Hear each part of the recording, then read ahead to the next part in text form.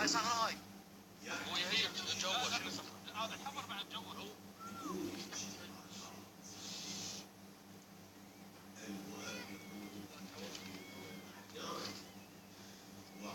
وصل سجاج عليه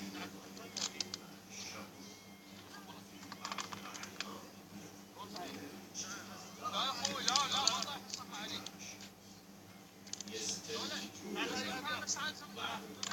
جيب الخيل قبل كذي بس كملنا بس لذلك في كثير من الأحيان يقع الاضطراب في تقدير هلا فصل كذا في الوضع كذا الشخص إذا كان شديد المحبة لأمير المؤمنين وشديد الولاية لأمير المؤمنين وشديد البراءة من أعدائه بعد هنجان فإذا كتب عن صحيح خليك فوق كم واحد بعضهم حينما يقول هذا الرجل ما صح الا هذا لماذا؟ لأن العدالة عنده فرح العدالة عنده الإنسان يجب أن يجتنب الذنوب ويجتنب النافذات يعني الأعمال التي فيها شيء من العيب صغار فيها شيء من العيب فوق مثلا يجلس خليك فوق مو حرام ولكن خلاف يأكل مو حرام خلاف بعض المؤلفين والمجاهدين يعرفون وينافي المروءة من الفسق فإذا أراد أن يكتب عنه زي شنو غيره لا يرى هذا الموضوع هذا واحد من أسباب الاختلاف بين علماء الرجال في الجرح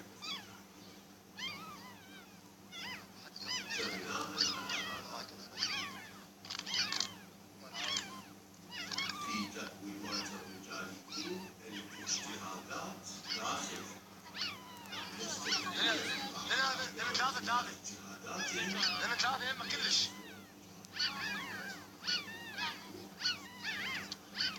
ما يحتاج هذه بس بدي ما ادري شو. هذا واحد. خمسة يهمك خمسة. هاي. هاي خمسة.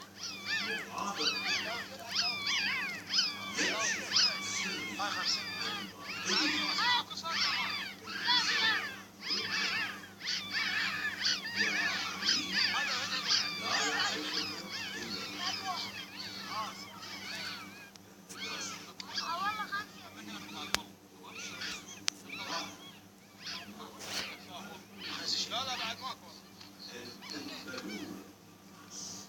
لا يمكن تشخيصه فقط كامراض.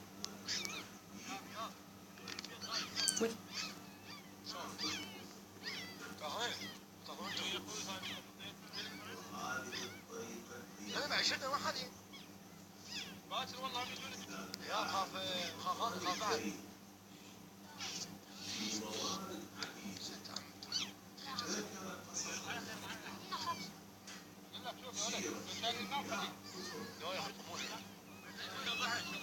وذكر سيرة من صفات ذكر الأولياء هذا له سر وسره أن كلا الطرفين يؤثران على هداية البشر طرف يرفع إلى السلوك وطرف يسكت لتأثيرهما في حياة الناس هداية الناس أو ضلالة الناس وربي جالت كما يلفت أن الأنبياء في القرآن الكريم هم ما تحدثوا عن أنفسهم ما